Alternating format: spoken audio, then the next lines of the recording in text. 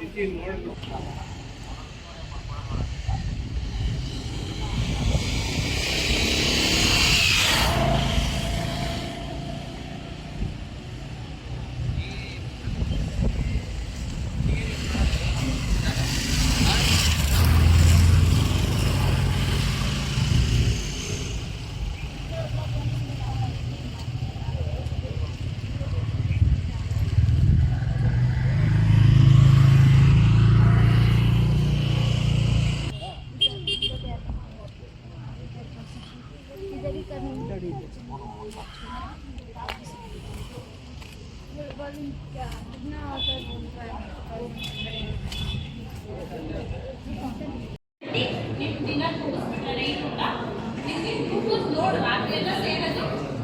ಆಗ್ತದೆ. ನೈಟ್ ಊಟ ನೀವು ಯಾವ ಟೈಮಲ್ಲಿ ಮಾಡ್ತೀರಾ ಅದು ತುಂಬ ಇಂಪಾರ್ಟೆಂಟ್. ಅಂದರೆ ಕೆಲವೊಬ್ಬರಿಗೆ ಅಭ್ಯಾಸ ಇರುತ್ತೆ ವಾರ ವಾರ ಚೆಕ್ ಮಾಡೋದು, ಮನೇಲಿ ಪೂಜೆ ಇಟ್ಕೊಂಡಿರ್ತೀರ, ವಾರ ವಾರ ಚೆಕ್ ಮಾಡ್ತಾ ಇರ್ತೀರ. ಮತ್ತೆ ಏನಾದ್ರು ಸ್ವೀಟೋ ಏನೋ ಹಬ್ಬಕ್ಕೆ ಹೋಗಿ ಬಂದು ಮನೆಗೆ ಹೋಗಿ ಬಂದಿದ ತಕ್ಷಣ ಮತ್ತೆ ಏನು ಮಾಡ್ತೀರಾ, ಇಷ್ಟೊಂದು ತಿನ್ಬಿಟ್ಟಿದ್ದೀನಲ್ಲ ಅಂತ ಮತ್ತೆ ಚೆಕ್ ಮಾಡ್ತೀರಾ. ಕಡಿಮೆ ಬರುತ್ತಾ? ಕಡಿಮೆ ಬರಲ್ಲ. ನಿಮಗೆ ಗೊತ್ತೊಂದು ಕಡಿಮೆ ಬರಲ್ಲ, ಮತ್ತೆ ಯಾಕೆ ಚೆಕ್ ಮಾಡ್ತೀರಾ? ಒಂದು ವಾರನೂ ಒಂದು 15 ದಿನ ಡಯಟ್ ಫಾಲೋ ಮಾಡ್ಕೊಂಡು ಆಮೇಲೆ ಚೆಕ್ ಮಾಡ್ಕೊಂಡು ಬೇಕಾದ್ರೆ ನೀನೇ ಚೆಕ್ ಮಾಡಿದಾಗ ಎಲ್ಲಕ್ಕೂ ಗೊತ್ತೇ ಇರುತ್ತೆ. ಮಾರ್ನಿಂಗ್ ಮಾಡಿದಾಗ ಜಾಸ್ತಿ ಇದ್ದೇ ಇರುತ್ತೆ. ಅಂತ ಟೈಮಲ್ಲಿ ಮಾಡಕ್ಕೆ ಹೋಗ್ತೀವಿ. ಮತ್ತೆ ನೀನು ವಾರ ವಾರ ದಿನಕ್ಕೂ ಅದು ತಿಂದಮೇಲೆ ನಾನೇ ಚೆಕ್ ಮಾಡಿರ್ತೀನಿ ಎಷ್ಟೆಷ್ಟು ಬರುತ್ತೆ ಅಂತ ಎಕ್ಸ್ಪೆರಿಮೆಂಟ್ ಮಾಡಬೇಡಿ. ಮನೇಲಿ ಮಾಡ್ಕೊಂಡು 15 ದಿನ ಅಥವಾ ತಿಂಗಳಿಗೊಮ್ಮೆ ಮಾಡಿಕೊಂಡ್ರೆ ಸಾಕು. ಅದು ಲ್ಯಾಬ್ ರಿಪೋರ್ಟ್ಸು ಏನು ಕನ್ಫರ್ಮ್ ಆಗಿರುತ್ತೆ. ಇಲ್ಲಿ ದಿನ ಮಾಡೋದ್ರಿಂದ ಮತ್ತೆ HbA1c ಅಂತ ಹೇಳ್ತೀರಲ್ಲ 3 ತಿಂಗಳು ಮಾಡೋದು, ಅದರಲ್ಲಿ ಕರೆಕ್ಟಾಗಿ ಗೊತ್ತಾಗುತ್ತೆ. ಯಾಕಂದರೆ ಊಟ ಮುಂಚೆ ಊಟ ಆದಮೇಲೆ ನೀವು ದಿನ ಮಾಡಿಸಿ ದಿನ ಚೇಂಜ್ ಆಗುತ್ತೆ. HbA1c ಅದು ಲೆಕ್ಕ ಕೊಡುತ್ತೆ. ಅದಕ್ಕೆ ಡಾಕ್ಟರ್ ಯಾರೇ ಆದರೂ ಅದು ಮಾಡಿಸ್ಕೊಂಡ್ಬನ್ನಿ. ಅದನ್ನ ನೋಡಿಕೊಂಡೆ ಡೋಸ್ ಫಿಕ್ಸ್ ಮಾಡೋದು, ನಿಮಗೆ ಮೆಡಿಸಿನ್ ಎಷ್ಟು ಬೇಕು ಅನ್ನೋದು ಫಿಕ್ಸ್ ಮಾಡೋದು, ಯಾವ ಟೈಮಲ್ಲಿ ತಗೋಬೇಕು ಅಂತದೆಲ್ಲ ಡಿಸೈಡ್ ಮಾಡ್ತಾರೆ. ಅರ್ಥ ಆಯ್ತಲ್ವಾ? ಸೊ ಇನ್ನೇನಾದರೂ ಡೌಟ್ಸ್ ಇದೆಯಾ ನಿಮಗೆ ಶುಗರ್ ಕಾಯಿಲೆ ಬಗ್ಗೆ? ಶುಗರ್ ಕಾಯಿಲೆ ಸವಾಗಿರಬೇಕಾಗಿರೋದು ಏನು ಅಂದರೆ ಕಣ್ಣಿನ ವಿಷಯ, ನರ್ವ್ಸ್ ನರಗಳ ವಿಷಯ, ಮತ್ತೆ ಗಾಯ ಆಗುವಾಗ ಎಷ್ಟು ಬೇಗ ವಾಸಿ ಆಗುತ್ತೆ, ಎಷ್ಟು ದಿನ ತಗೊಳುತ್ತೆ ವಾಸಿ ಆಗೋಕ್ಕೆ, ಅದೆಲ್ಲ ನೋಡ್ಕೋಬೇಕು. ಮತ್ತೆ ಕಣ್ಣಿನ ತೊಂದರೆಗಳು, ನರ ತೊಂದರೆ ಬರೋದು ಶುಗರ್ ಹೆಚ್ಚಿಗೆ ಆದಾಗ ಅದು ಬೇಗ ಇರುತ್ತೆ. ಅದಕ್ಕೆ ಕೆಲವರಿಗೆ ಕೈಕಾಲುರಿ ಯಾವಾಗಲೂ ಇರುತ್ತೆ. ಒಂದು ಶುಗರ್ ಕಮ್ಮಿನೇ ಇದೆ, ಕಂಟ್ರೋಲೇ ಇದೆ, ಆದರೂ ಕೈಕಾಲುರಿ ಹೋಗ್ತಿಲ್ಲ ಅಂತಾರೆ. ಅದು ಯಾಕೆ ಅಂದರೆ ನರಗಳಿಗೆ ಎಫೆಕ್ಟ್ ಆಗ್ತದೆ. ಅದರಿಂದ ಅದು ಹೊರಗೆ ಬರೋಕ್ಕೆ 6 ತಿಂಗಳಿಂದ ವರ್ಷ ಬೇಕಾಗ್ಬೋದು. ಯಾಕಂದರೆ ಕಂಟಿನ್ಯೂಸ್ ಆಗಿ ನಿಮ್ಮದು ಶುಗರ್ ರಿದಮ್ ಟೆಸ್ಟ್ ಎಲ್ಲ ಕಮ್ಮಿ ಕಂಟ್ರೋಲ್ಡ್ ಆಗಿ ಬಂದರೆ ಮಾತ್ರ ನಿಮಗೆ ನರದ ತೊಂದರೆ ಕಮ್ಮಿ ಆಗುತ್ತೆ. ಮತ್ತು ಕಿಡ್ನಿ ಮೇಲೆ ಎಫೆಕ್ಟ್ ಜಾಸ್ತಿ ಆಗೋದು, ಮೂತ್ರಪಿಂಡ ಮೇಲೆ ಎಫೆಕ್ಟ್ ಜಾಸ್ತಿ ಆಗೋದು ಇದ್ದೇ ಇದೆ. ಅದೆಲ್ಲ ನಾವು ನ್ಯೂರೋಪತಿ, ನೆಫ್ರೋಪತಿ, ರೆಟಿನೋಪತಿ ಅಂತ ಮೆಡಿಕಲ್ ಟರ್ಮ್ಸಲ್ಲಿ ಹೇಳ್ತೀವಿ. ಸೊ ಅಂಥದ್ದೆಲ್ಲ ನೀವು ರೆಗ್ಯುಲರ್ ಚೆಕಪ್ಪಲ್ಲಿ ಇರಬೇಕು.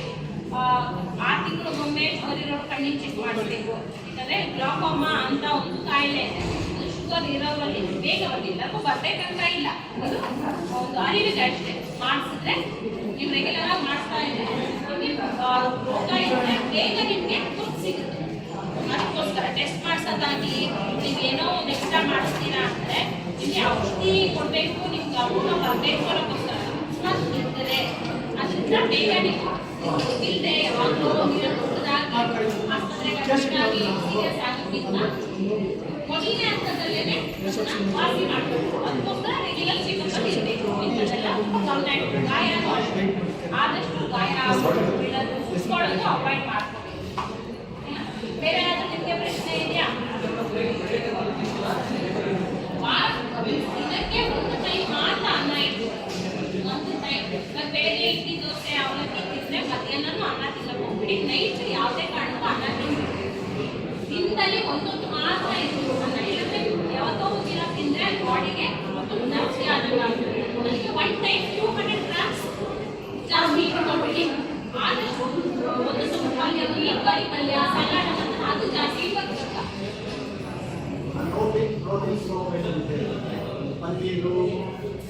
ವೀಕ್ಲಿ ಒನ್ಸ್ ಪನ್ನೀರ್ ತಗೋಬಹುದು. ನಿಮ್ಮ ಪಲ್ಸಸ್ ಅಲ್ಲೇ ಜಾಸ್ತಿ ಪ್ರೋಟೀನ್ಸ್ ಇದೆ. ಇವಾಗ ಚಿಕ್ಕೀಸ್, ಕುಕ್ಕರಿಕಾಳು ಅಂಥದ್ದೆಲ್ಲ ಬರುತ್ತಲ್ಲ, ಅದ್ರಲ್ಲಿ ಪ್ರೋಟೀನ್ಸ್ ಜಾಸ್ತಿ ಇದೆ. ದಾಲ್ ಎಲ್ಲ ತಗೋಬೋದು. ಸೇಮ್ ಫುಡ್ ತಗೋಬೇಡಿ. ನಾನು ಅನ್ನ ತಿನ್ನಬಾರ್ದಪ್ಪ, ಮುದ್ದೆ ಓಕೆ, ನಾನು 3 ಹೊತ್ತು ಊಟ ತಿಂತೀನಿ ಅಂತ ಇರಬಾರ್ದು, ವೇರಿಯೇಷನ್ಸ್ ಇರಬೇಕು. ಅದಕ್ಕೆ ಆಪ್ಷನ್ಸ್ ಕೊಡೋದು. ಇದ್ರ ಒಂದೇ ಥರ ತಿಂದರೆ ಬಾಡಿಗೆ ಒಂದೇ ಆಕ್ಸೆಪ್ಟಬಿಲಿಟಿ ಬಂದ್ಬಿಡುತ್ತೆ. ಅವಾಗ ಗ್ಲೂಕೋಸಲ್ಲಿ ಚೇಂಜಸ್ಸೇ ಇರಲ್ಲ. ಮೊಳಕೆ ಕಟ್ಟಿದ್ ಬೇಡ, ಫ್ರೆಶ್ ಆಗಿ ತಗೊಳ್ಳಿ. ಮೊಳಕೆ ಕಟ್ಟಿಸಿ ತಿನ್ಬೇಡಿ. ಕಾಯಿ ತಗೊಳ್ಳಿ, ಫ್ರೆಶ್ ಆಗಿ ಕುದಿಸಿ ಸಾಂಬಾರು ಪಲ್ಯ ಮಾಡ್ಕೊಂಡು ತಿನ್ಬೋದು. ಮೊಳಕೆ ಕಟ್ಟಿದಾಗ ಅದಕ್ಕೆ ಆ ಗುಣ ಬರುತ್ತೆ, ಅದಕ್ಕೋಸ್ಕರ ಬೇಡ ಅಂತಾರೆ. ಮೊಸರು ಅವಾಯ್ಡ್ ಮಾಡಬೇಡಿ, ಬಟ್ ಬೆಣ್ಣೆ ಕಡಿಮೆ ತೆಗ್ದಿರೋ ಮಜ್ಜಿಗೆ ತಗೋಬೋದು, ದಿನ ತಿನ್ಬೋದು, ತೊಂದರೆ ಇಲ್ಲ. ಬೇರೆ ಏನಾದರೂ ಇದೆಯಾ?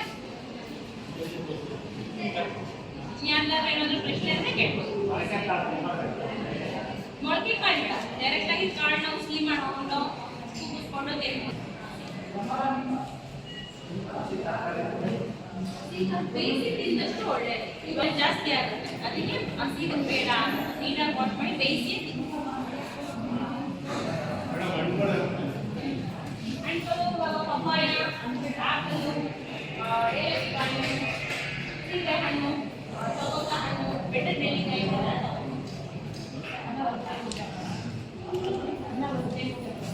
ಒನ್ ಟೈಮ್ ಮಧ್ಯಾಹ್ನಕ್ಕೆ ಮಾತ್ರ ತಿಂದ್ಬಿಟ್ಟು ನಿದ್ದೆ ಮಾಡಬಾರ್ದು, ಅದು ಇಂಪಾರ್ಟೆಂಟ್.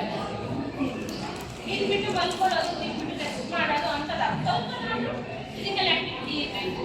ದಿನ 1 ಅವರ್ ಆದರೂ ವಾಕಿಂಗೋ ಯೋಗಾನೋ ಏನಾದರೂ ಒಂದು ಇರಬೇಕು ಫಿಸಿಕಲ್ ಆಕ್ಟಿವಿಟಿ. ಅಟ್ಲೀಸ್ಟ್ ತಿಂದಿದ್ದು ನಿಮ್ಮ ಕೈ ಬೇರೆ ಅದು ಬರ್ನ್ ಆಗಿಲ್ಲ ಅಂದರೆ ಬೆವರು ಮೂಲಕನಾದರೂ ಎನರ್ಜಿ ಹೊರಗೆ ಹೋಗ್ಬೇಕು, ಗ್ಲೂಕೋಸ್ ಹೊರಗೆ ಹೋಗ್ಬೇಕು ಅಂತ ನೋಡ್ಕೋಬೇಕು. ಓಕೆನಾ? ಹಾಂ ಹೇಳಿ. ಶುಗರ್ ಪೇಷಂಟ್ಗೆ ಕೇಳಿಸಿದ್ದೆ. ಅದು ಕೆಲವೊಮ್ಮೆ ಏನಾಗುತ್ತೆ, ಮಲಗಿದಾಗ ಕಾನ್ಸಂಟ್ರೇಷನ್ ಆಫ್ ಬ್ಲಡ್ ಎಕ್ಸ್ಟ್ರಿಮಿಟೀಸ್ ಹೋಗುತ್ತೆ. ಅಂದರೆ ಕೆಲವೊಬ್ಬರಿಗೆ ಟೆಂಪರೇಚರ್ ಬ್ಯಾಲೆನ್ಸ್ ಮಾಡ್ಕೊಳ್ಳೋಕ್ಕೆ ಕೈ ಕಾಲು ಬಿಸಿ ಆಗುತ್ತೆ. ಅವ್ರಿಗೆ ಮೇಜಲ್ಲಿ ಅವ್ರದ್ದು ನರ್ವಸ್ ಟೆಸ್ಟ್ ಎಲ್ಲ ಮಾಡಿಸಿ, ನರ್ವ್ಸ್ ಎಲ್ಲ ಚೆನ್ನಾಗಿರಲಿ ತೊಂದರೆ. ಮೇಡಮ್ ಕೈ ಜಾಬ್ ಬರುತ್ತಲ್ಲ ಮಲಗಿದಾಗ, ಅದೇ ಅದು ಶುಗರ್ದೇನೆ ಪ್ರಾಬ್ಲಮ್. ಕಂಟ್ರೋಲಲ್ಲಿ ಇಲ್ಲ ಅಂದರೆ ಅದು ನಮ್ಗೆ ಹೇಗೆ ಹೇಳುತ್ತೆ. ಇವಾಗ ನಮ್ಗೆ ಹೊಟ್ಟೆ ಹಸುವಾದರೆ ಮಕ್ಕಳು ಬಂದು ಹೊಟ್ಟೆ ಹಸು ಆಗ್ತದೆ ಕೊಡಿ ಅಂತ ಹೇಳಿದ್ರೆ ನಾವು ಕೊಡ್ತೀವಿ. ನರಗಳು ನಮಗೆ ಇಂಟಿಮೇಟ್ ಮಾಡಬೇಕು ಏನೋ ಸರಿ ಇಲ್ಲ ಅನ್ನೋದು. ಅವಾಗ ನಮಗೆ ಏನೋ ಸರಿ ಇಲ್ವಲ್ಲ ಅಂತ ಅನಿಸಿ ನಾವು ಅವಾಗ ಅದು ಏನಂತ ನೋಡೋಕೆ ಹೋಗ್ತೀವಿ. ಆದರೆ ಹಂಗೇನೆ ಅದು ಇಂಡಿಕೇಟ್ ಮಾಡೋದು. ನಡಿಬೇಕಾದ್ರೆ ಇಲ್ಲಿ ಸ್ವಲ್ಪ ನೋವು ಸ್ಟಾರ್ಟಿಂಗ್ ಎಲ್ಲ ಆಗ ಸ್ವಲ್ಪ ಫ್ರೀ ಆಗುತ್ತೆ. ಕೂತ್ಕೊಂಡಿದ್ದಾಗ ಅದು ಮೂಳೆ ತೊಂದರೆಯಿಂದ ಇರುತ್ತೆ. ಆರ್ಥ್ರೈಟಿಸ್ ಅನ್ನೋ ಸವಿತಾ ಎಲ್ಲ ಹೋಗುತ್ತಲ್ವಾ, ಆ ತೊಂದರೆಯಿಂದ ಇರುತ್ತೆ. ಏಜ್ ಆಗ್ತಾ ಆಗ್ತಾ ಕಾಮನ್. ಸೌತೆಕಾಯಿ ಚೆನ್ನಾಗಿ ಯೂಸ್ ಮಾಡ್ಬೋದು. ಹಾಂ, ಸೌತೆಕಾಯಿ ಯೂಸ್ ಮಾಡ್ಬೋದು. ಅದೇ ಬಳ್ಳಿಕಾಯಿಗಳು ಅಂತ ಏನು ಅದೆಲ್ಲ ಚೆನ್ನಾಗಿ ತಗೋಬೋದು, ತೊಂದರೆ ಇಲ್ಲ. Okay, thank you. ಕರೀತಾರ